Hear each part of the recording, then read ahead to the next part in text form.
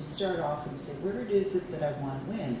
And, you know, when I was doing local area marketing for Canada Trust, it was interesting. You know, we'd send our people out, so part of their orientation was, I want you to go spend the day and I want you to walk the neighborhood. I want you to take understanding of what type of garbage is at the curb, what cars are in the driveway, what's happening on the streets, who's in the parks, right? And it was interesting because, you know, when I was at Young and Lord, there was a lot of Filipinos. Okay, so who are those people? Well, they're the nannies. And so you really have to understand who is in your neighborhood, and is that who you want in your doors? And I think there's some really valid points this morning, like authenticity. You know, it used to be the days where you'd write a check and you think, oh yeah, we're in that strategy. We write checks and we go to events and then we come and we shake hands and kiss babies and then we come back and we expect all this, you know, business to come in our door. But you know, we are in a much different marketplace now, with social media, with access to information, with the impact of social media. So if I go to an event and I feel the authenticity, I myself will be your biggest ambassador. Your marketing, you know, playing different roles, you know. We're not talking to people, we're engaging with people. So I think all of that has changed. All of that has changed. And I look at, you know, last year alone, or this year, 350,000 newcomers to Canada. 22% of our entire population will be made up of foreign born individuals. 60% of the new immigrants represent China and India. Like, if you are serious about business, how can you avoid? Those are facts. Those are facts.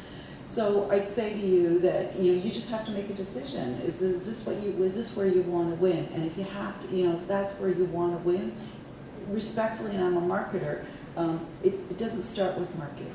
It does not start with marketing, because operational, that's your underpinnings to the seriousness of what you're going to do.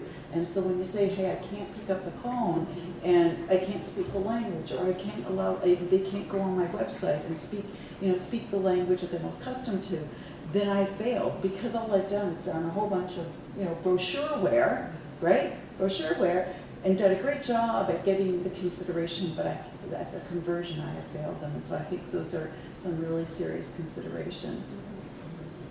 Executives are interesting cats, because we think we know it all. You know, we've been around the block. I've been 30 years doing this. I've seen it all. I've been through recessions. I've been through all these type of economic cycles. And you know, and I have some real good talent on the team, and they speak and look Chinese. And so, you know, the example is, well, gee, they know it, right? They don't know it. They have their own biases, their own baggage that they're bringing to the table, just like you and I and everybody in the room. And this is where strategy is so key. A key insight that came to the table was, you know, we do all this work to get people in our doors, and you know, and banks are really good at it. They start well before the journey to Canada begins. You know, they're out in the market. Banks that are offering 75 days before you actually get on that plane to make your journey, you can open up an account. We give you packages. We give you a checking account, savings account. By the way, most countries don't even know the difference between a checking and a savings. They only know one account. We offer them, you know, a safety deposit box. What the hell is that for? But what they know is that, you know, what they know is they're coming to a foreign country. And what's top of mind? My family, myself. I need a home, I need a job. Right?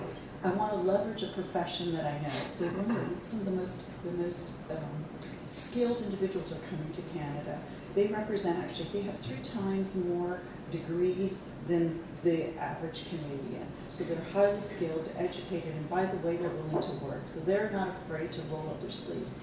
So think about, these guys have problems, and we need to be part of that solution. So when I looked at the study, you know, we were trying to solve for this thin slice right here, right? A banking account, safety deposit box, whatever. But what schools are their kids going to go to? Because guess what? In China and India, one of the most revered things that a parent will ever do is put education as the premium. They will go into debt, not that many people do, but as part of, I was a part of a board, a Havergal board, and it's amazing what they will do to get their kids into education. What doctors, what, you know, I need a dentist, like all this stuff. So you have to be part of that solution. So it opened up my eyes to how do we problem solve beyond the bank account.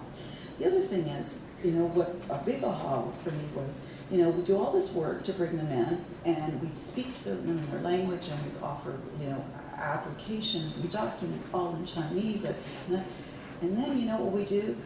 We melt them right into the rest of the segments, right, about a year later.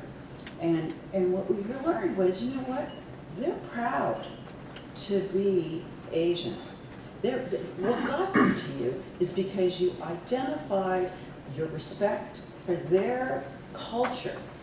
And so a year later, you've now got them in with 70,000 other clients. And the reality is they want to be part of the Western culture, but they also want to keep their own identity and who they are. So we haven't solved for that. How do you do that? And so all of this to say to your question, why is understanding the sensitivities important is because I would never have uncovered that. And respectfully, nobody around my team. And it's not because we're not smart, capable people. It's because, it's been a long time since some of those people have journeyed that ocean here. Long times, most of them are second generation. They don't even know what their parents went through other than respect the fact that they went through it.